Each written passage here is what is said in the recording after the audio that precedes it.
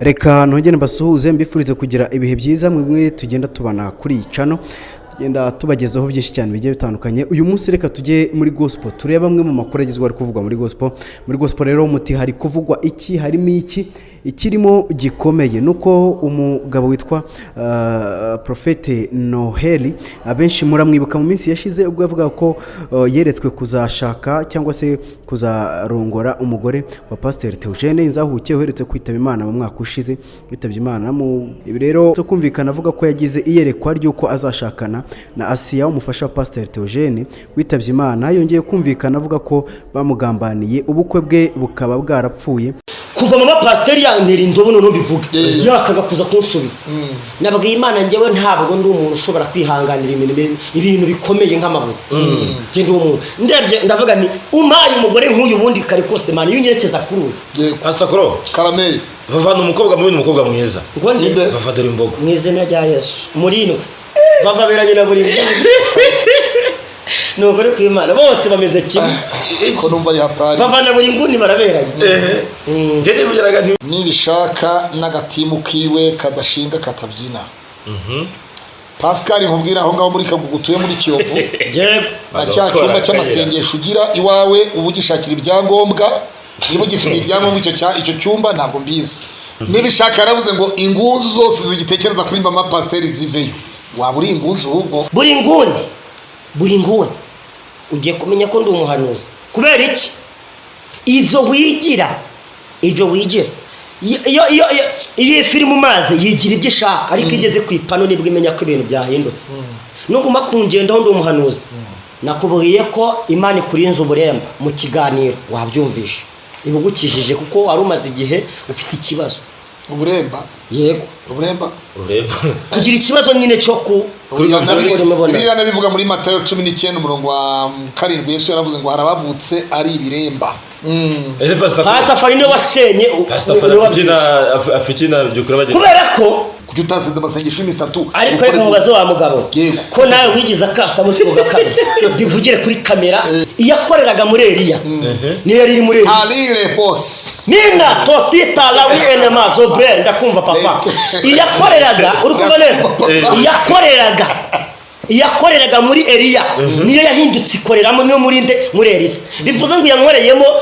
inyereka igiye kunyubakira ibintu nkabura. Uyu Noheli Prophete Noheli yavuze ko ubwo yari aryamye yagize inzozi zirimo iyerekwa akabona ngo ari guhanagura amarira umugore wa Pasteur Theogene abandi bitaga Nzahuke ndetse ngo akabona amwambika impeta. Kuri ubu yumvikanye avuga ko bitagikunze kubera ko yagambaniwe ubukwe bwe bugapfa.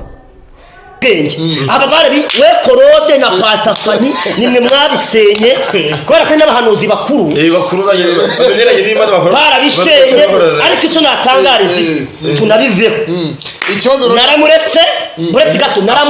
yego kubera ko Imana yamburiye n'abahanuzi bakamburira muvaho. Ubu rero nanjye si Imana yanumye nje kuri kamera gutangariza isi yose. Baza muvero sasa uragira uti Imana yagukuye kwa mama Pasteur wanyana Asiya mwarabishenye sha mwarangamba irakuzana ngo yatumye abahanuzi barakubwira ngo rekeraho nubitinda amahugu urapfa. None se ko wari wavuze ngo nashaka umugabo ngo bizamera nk'ibya Rusagara na Mutesi iyo Mana yakubwiye ibyo kukigarutse kakubwira ngo irabyatse gatoya. Kabiri ubuhanuzi mfite kuba diaspora nuko mwese aho muri yego bamwe muri mwe mugiye kugaruka mu Rwanda nabonaga mwinjira mu ndege mumeze nki rero ukuntu bafata inuza ibintu bagapakira mu mufuka imyenda bapakiramo muragaruka mu Rwanda kubera iki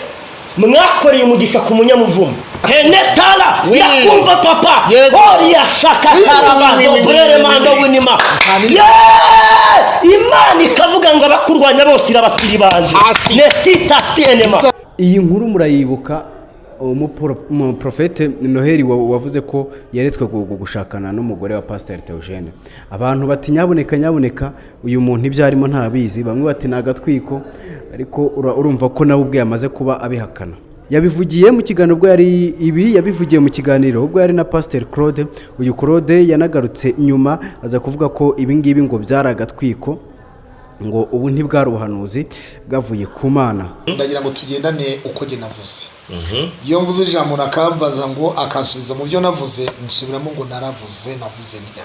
naravuze ngo buriya si ubuhanuzi ahubwo ni agatwiko siko navuze niko navuze ikimenyetso kibikwemeza ni iki iyo Imana ivuze nzagukorera iki izagikora noneho hakabaho no kurota inzozi hari n'inzozi z'imiruho hari inzozi z'ukuri hakaba n'inzozi z'ibyo hari ibyo umuntu yiriwemo hari ibyo yabonye akabigarukamo hari n'inzozi z'imiruho hari n'inzozi z'ukuri Noheli rero yagize inzozi ntabwo yahanuye ariyo mpamvu navuga ngo buriya si ubuhanuzi wabyumvise neza ahatari ubuhanuzi rero ni imitekerereze ye yajyanye no kurota no gutekereza no kureba gukunda wabyumvise neza turi kujana ariko noneho muri za nzozi eshatu mvuze ashobora habonetsemo inzozi imwe muri zo yarabonetse inzozi ibyo umuntu atekereza inzozi y'imiruho y'ibyo umuntu yiriwemo inzozi z'ukuri wabyumvise ubu rero nshingiye ku kiganiro yakoze si inzozi z'ukuri ahubwo yaratekereje yakomeje Prophete Noheli yakomeje avuga ko Pastor Fanny ari we wishe ubukwe bwe ngo kuko yari ari gusenga akabona impeta Imana yamweretse ko yagombaga kwambika Asiya icitsemo kabiri bisobanuye ko ubukwe bwe butakibaye cyangwa se ko ibyo yeretswe bijyanye nuko azakorana ubukwe na Asiya akamuhoza amarira ko bitagikunze kuko ngo yagambaniwe ndetse ko kugeza ubu yanamuretse kuko ngo abahanuzi bamuburiye ndetse n'Imana ikaba yaramuburiye hanyuma reka mabwiza no umuntu watumye n'ibi byose nawe ndimubwire umuntu watumye ikintu kimeze nk'ubukwe bupfa n'Imana ikagaruka kambira ngo wowe Noheli wabuze ubwenge asenda mukwambuye ijwi ryavuga inange cyane naryo ryagarutse ariko umuntu wabigizemo nyirabarazana kwica ubukwe bwanjye akiciye impeta mu buryo nambitse impeta nambitse Asiya mu buryo bw'umwuka akayica ni umuntu witwa Pastor Fanny niwe washenye ubukwe bwanjye abwica mu iyereko Imana yaramunyeretse Pastor Fanny umufite imvi Pastor Fanny sara kwica ubukwe bwanjye niwe muntu washenye impeta ayisenya mu buryo bw'umwuka buretse gatora ko n'ibintu bifite intera ndende nabare kunyumva niwe muntu wasenze Imana nyetse Pastor Fanny ari gusenga ngiye kubona ngo impeta nari nambitse Asiya mbona icitsemo kabiri mita mbona ko yamaze kugira ute kugira Pastor Fanny ari cyo mupfa ntacyo mfa nawe ariko do nukuri ko Imana yamamagara Pastor Fanny ne wishubu no wasenye ubukwe bwanjye yica iyi meta arayisenya nande nyimara kubona rero amaze kubyica n'Imana n'umuhandi bantu habahanuza bura Pastor Fanny afite imbaraga zishobora kwica ibintu muramuzi umuri cyane mumuzi ndamuzi cyane inshuti yanjye nja kumusura turamuzi Pastor Fanny Imana yamishuye ko Pastor Fanny ariwe wasenye impeta mu kirere cy'umwuka kuko impeta njya kuyibona nayibonye mu buryo bw'umwuka nyimwambika mu buryo bw'umwuka ariko Pastor Fanny nawe yagiye mu kirere urabizi ko korode aka kanico mvumye ikintu mbose ikintu mu mwuka Yesu yaravuze ngo icyo bazahamba icyo tuzahambira mu isi no mu ijuru kizaba gihana Pastor Fanny niwe waboshe iyi metani wayikuye mu buri mwuka Imana ndetse yarasenze amasengesho y'imisi ibiri Pastor Fanny yego ataryatanga asenye iyi meta Pastor Cross izinye gutekereza akuranye unganira tekereza se Pastor Fanny uretse no Pastor Fanny gusenga kugira ngo Noheli ntarongore mutananira agahinda urukumva neza mutananira agahinda nari niboneye umudamu Pastor Fanny aranyumva niyo basenze Imana nyetse asenze amasengesho y'imisi barasenga arangije n'abandi bahanuzi bari kuza biyitirira ngo Imana yabatumye nibyo koko yarabatumye ariko mwazanye akajagari ariko umuntu two Pastor Fanny njyewe nararyamye ndamubona niwe muntu wagiye mu kirere arasenga asenya iyi meta ikimenyime bazamubaze ngo wigeze hari icyo wavuze ku bintu bya Noheli ubivuga Pastor Fanny niwe washenye kubera ko yaravuze ngo nyimara kubibona nasabye Imana ikimenyetso kuko niba mubonye mu mwuka no mu mubiri nimubonye naratunguye mbona avuga ati niba yarimwanditse mu mwuka tuzayisenya mu buryo bw'umwuka ni ukuri kuyamamagara icyo mbona ni kimwe nibyo icyo kwibaza ni Imana koko yari yamuburiye ariko niba koko byaravuye ku Mana ntabwo yakabaye afata umwanzuro wo guhagarika ubukwe kubera ko ntabwo twebwe ngiwe namwe muze kumbwira ko wenda ibintu mu byumva kuko mwibuke ko bajya batubwira ko ngo icyo Imana yasezeranyije abantu kiraba, isezerano ry'Imana ntiritinda. Sinzi rero umuntu waraguye imigambi y'Imana. Hanyuma rero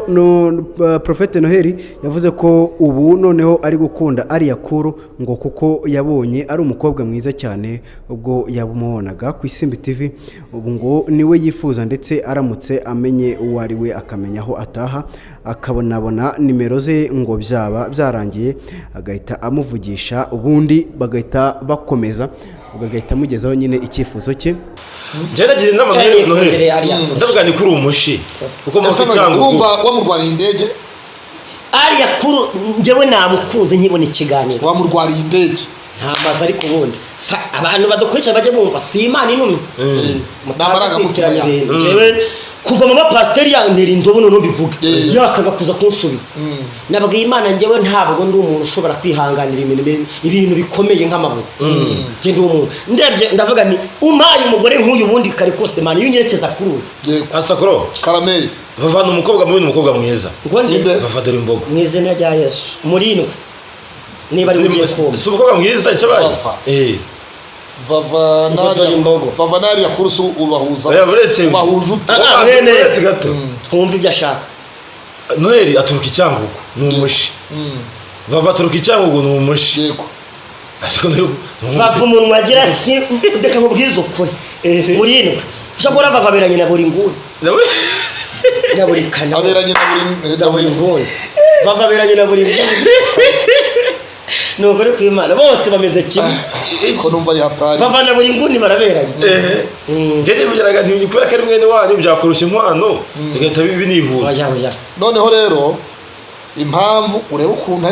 anakunda n'iby'Imana do ari kumwe na pasiteri Kandezi utahise ni nadushingira na disa nyemeye mudamu wawe imyaka ingahe hanyuma nkomeze ikibazo noneho rero sasa urumva ko Ariya Kuru nubwo naba ndi umukene we bavuga ndisumbukuruza Ariya Kuru yanyemera kubera impamvu yanyemera ni umukobwa ufite umutima wa kimuntu yego aranubaha umuntu uvuga ngo washatse umuntu ruta kuba yashaka nka Prophète Noheli ubu hari abantu bakanuye amaso bazi ngo Ariya Kuru muzamubona bataje kubivuga nimubona babereye muzamenye ko Ariya Kuru nje yanyemera wa ntago yanyanga si umusore w'igikwerere nkanjye utariyandurisha ibyo kurya by'ibwami n'amadana ateye ni gute Ariya Kuru none ni umukristo mugenzi wanjye wayogera ari kwa pasiteri Rutayisire mu Giporoso hariya ariko Ariya Kuru anyemeye nagitwaza ntiyasezeranye ngo mbyemere ninde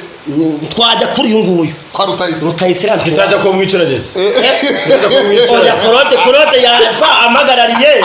aho ngaho nakubara cyakaza nka pari nakubwiza ukuri kw'Imana Korode akaza nka pari pare waje yabasabe sabe wa Isimbi Pastor cyashinzwe icyabaga mu buko Pastor Korode yaza nka data wacu kuko n'ubugira hanyuma bahavuwe yaza nk'iki bahavu yaza nka mushiki wanjye ariko bahavu mufitiye n'ubuhanuzi